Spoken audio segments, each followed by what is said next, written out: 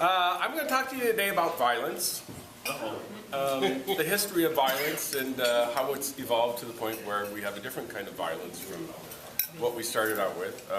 You know, when we first started out, when people had disagreements, one of the ways they would try to resolve the dispute, we call it dispute resolution now, but the dispute resolution they had then was pretty simple. One would just go, boom, and you're dead. How about a dispute resolved. Done. Right? Done. Done. However, over time, people came to realize that that really wasn't the best way to resolve disputes. It had a huge cost, both personally and societally. You see what I'm saying? So we came up with another great idea. They would find out who was the best at being their champion, right, in a fight, and they would have basically each side pick a champion, somebody really good at fighting, and they'd send them out there and they'd basically fight. And again, right, one party would have, you know, their champion kill the other champion, and boom, dispute resolved, right? That's awesome. Okay, it sounded pretty good so far. Excellent. It's done. And you see, we really became evolved. God, we should be serving alcohol. Anyway, one really evolved form of this was what we called war, right? Where we pick a bunch of champions from our side and send them against a bunch of champions from the other side. Just hordes of them, right? And they basically kill each other, and whichever group of champions prevailed, well, dispute resolved, right? Again, over time, people started to realize maybe that wasn't the best way either. So they start, and what do you think occurred to people when they looked at this and said, hey, wait a minute, what kind of result is this? It's what they call a win-lose result, right? That somebody wins, somebody loses. And basically, if you look at the way our court system is set up, and even our arbitration system is set up, it is a win-lose system, isn't it? Right? So somebody's going to win and somebody's going to lose. And as you probably noticed throughout history, whenever you go to these win-lose sort of resolution of disputes, you notice that there's a huge cost, right? And in many cases, especially in wars, right, there's a huge cost for both sides. And sometimes you got to ask yourself, even if you won, you kind of lost, didn't you? Right? And so more sophisticated people said, well, wait a minute. If we're going to try to resolve disputes, maybe we should look at not just whether or not we're going to win and lose, but also the costs, right? And that's when the insurance people showed up from CIA insurance agency and said, hey, we're going to manage your risk, right? No, actually, everybody manages their risk every day. And I think you just have to realize that if you're a business person, you're going to get into these situations from time to time where you have a dispute. And we call it cost-benefit analysis. Some people call it risk analysis. But really what you're trying to do is figure out a way to resolve a dispute without incurring too high a cost. Because what is one of the things that kills businesses? Costs that are too high. I can guarantee you, people who are in business and are in litigation a lot have huge costs, and if that continues for a time, right, they have to go out of business. So one of the things that you want to do if you're a business person is keep your costs low, i.e. litigation costs, and focus on your business. So one of the things that we're going to talk about today is, well, how do we actually try to deal with these disputes? Especially when you don't necessarily have a formal dispute resolution system in place. Because a lot of times when you deal with a customer or you deal with a vendor, all you got is some invoices and you basically talk to them on the phone or something, or maybe exchange emails. Nothing more. There aren't really any formal agreements.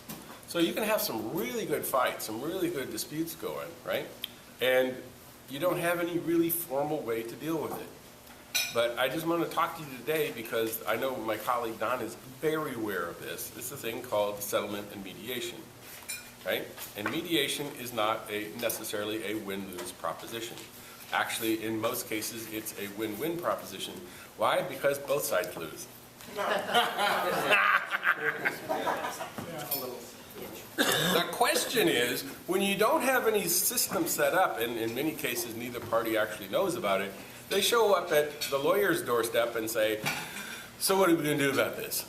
And I find it amusing that essentially they drop it off at your doorstep as though somehow you're supposed to fix it all. Some of the questions I get are, okay, how are you going to fix it? How fast is it going to be fixed? And can you tell me exactly how much it's going to cost? Right? And this is a person who's basically talking to me on the telephone, hasn't shown me a fricking document, right? And has just given me their side of the story, right? So I usually have to start out by saying, from what you say, and of course I haven't seen any of the documents, sounds pretty good, but I think we ought to meet. And I think I ought to look at some documents. I find this particularly amusing in real estate transactions where the documents can usually be extremely voluminous, right? Very complex, right? And in many cases tell you exactly what's going to happen, right? Because many real estate disputes have a mediation clause in it. As a matter of fact, the California realtor forms usually always have that, right? And they're there for a reason. They don't want people to go to court over real estate disputes if they can avoid it, right? Because they've learned over the last 100 years or so, yeah, that never ends well. People just really spending a lot of time and effort, right? And they really don't get the result they want, right? Even if you win. So this is something we have to talk about. So somebody comes in, let's take the normal scenario. They have a real estate dispute. They go, I want to kill the other side. And obviously the other side wants to kill you, right? And so you have to sit down and you have to basically come to the party with some expertise. A lot of people go to law school. Everybody thinks, oh, you went to law school. Well, you can go to Harvard, Yale, or any top law school. Guess what? You're just woefully unprepared for the practice of law, right? As Don knows, having done it for, what, 1,000 years now, John? Almost. Finally, he has the requisite expertise to bring to bear, right? Because there's one thing reading it from a book, and another thing actually doing it for a lot of years and learning how it actually works organically, viscerally, right? And that's a big difference. So somebody shows up, and it's good because I've been doing it 25 years, so I usually go, okay, I can probably wrap my head around whatever the issue is. But then they bring all of their documents, and you got to ask them questions, and you got to really press them, find out what the good, the bad, and the ugly is. Why? Because, how do I say this nicely? Some of our colleagues at the bar don't do that. And why is that important? Because when you're trying to resolve a dispute, if you don't know the facts and you don't know the law, you're just not going to get anywhere close to a resolution because it's like talking to the wall. The other side isn't prepared, they don't know what they're talking about, and so basically it turns into a cat fight. You're ugly. No, you're uglier. No, it's just, that's just nonsense. It's a waste of everybody's, what, time and money, and it causes you a lot of unnecessary stress. So what we try to do is we try to get the facts, and then guess what I always do, and people hate it because they go, oh, it just costs money. I like to go look at the law again. Why? Because the law is always changing, right? And there are always new cases. And believe me, sometimes there are hundreds of new cases. So it's good to get brushed up on that. So after you've done that, right, you come back and you say, okay, this is what it looks like. And everybody goes, oh, wow, so we should win, right? Many cases, they should win. Yeah. But then I have to tell them the bad news. And the bad news is, and this is how much it might cost. Now, keyword there, might. Right? What are the variables involved in trying to deal with a hostile party? Right? What are their resources, right? How smart are they? How much do they know, right? How much have they been lied to by their client? Right? All of these things play a role. So people ask me, and I think it's crazy, sometimes in real estate disputes, they'll ask me, how much is it going to cost to get this result? I have no idea. And anybody who tells you, right, is just pulling it out of their butt. Yeah. It's what we call swag. Anybody know what swag is? It's a scientific wild ass guess. That's swag. So yeah, that's what we do. Yeah, we're just guessing. We really don't know. So, but what we do know is that we have a strategy now. Is that we can basically say, given the cost, of, for instance, taking this all the way through arbitration, and since there's only $30,000 at stake and you could spend that much money easily going through arbitration, easily. I've seen some real estate arbitrations where they spend $100,000, right? It's that crazy, right? You direct them to that wonderful clause that says mediation. You say, this looks like a much better deal.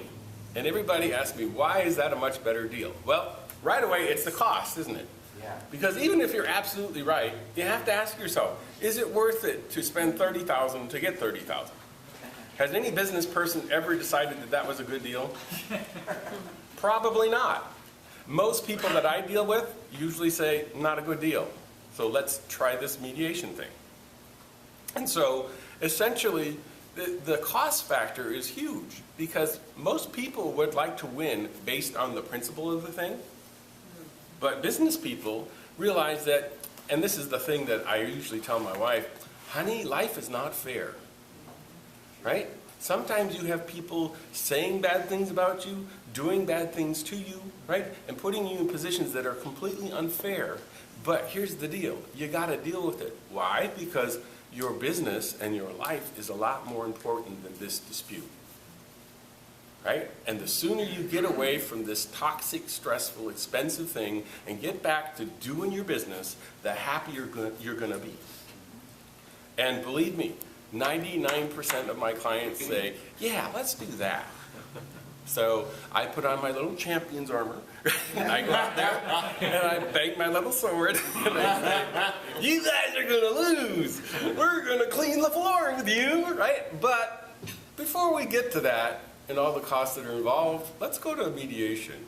And usually the other side comes out with their little sword, and they go, yeah, we're going to mop the floor with you too, and you guys are so wrong. But yeah, let's do mediation. Why? Because it makes sense. It makes sense. It saves you money. And every mediation that I've gone to, everybody who's walked away from the mediation at the end with a settlement has been unhappy. They're very unhappy. Why? Because they had to listen to the other side, and they had said all these things and made all these threats and said, we're going to do bad things to you. And we've done the same thing, of course, but you know, it really makes them unhappy. And of course, they don't get all that they want. You got to give stuff up. But here's the beauty. You end up with a written agreement that you can take immediately to a court, or in many cases now, we actually appoint the mediator as the arbitrator. So you can go what we call ex parte, directly to the arbitrator and enforce it if the other side doesn't do what they say they're going to do. Really cool. And in 99% of the cases, that enforceability makes the dispute go away. How cool is that? Right? So you don't get all you want, but it's done. And for business people, really important, because we can talk about the principle of the thing all day, right? But at the end of the day, I think you want to get back to your business, which is a positive, creative, wonderful thing, and stay away from this toxic stuff, which is basically beating the other side over the head until they realize that, yes, you are right. But guess what? Most people are never going to admit you're right. Right? They're always going to say, yeah, they got over on me, or, oh, yeah, I'm not going to take that. But guess what? It's done. And that's the beauty of things like settlement negotiation and mediation. You don't get all you want, you give up stuff, but you get the result you really want, which is the dispute is over. And as much fun as it is for me to go to trial and arbitration and all that sort of stuff, it's not worth it for almost every case. Dr. Mark? Like a divorce. No. Every dispute usually is based on a very, very basic breakdown in communication, or a very, very, what they call a disruption in allocation of resources, right? Yeah. And there's so many ways you can look at that. But I think in the long run, although, right, it's not a situation where everybody walks away happy. It is a situation where the dispute is over and you can get on with your lives. And I think ultimately at the end of the day, as business people, that's a lot more important. Any other questions? And that's all I have to say. Yeah.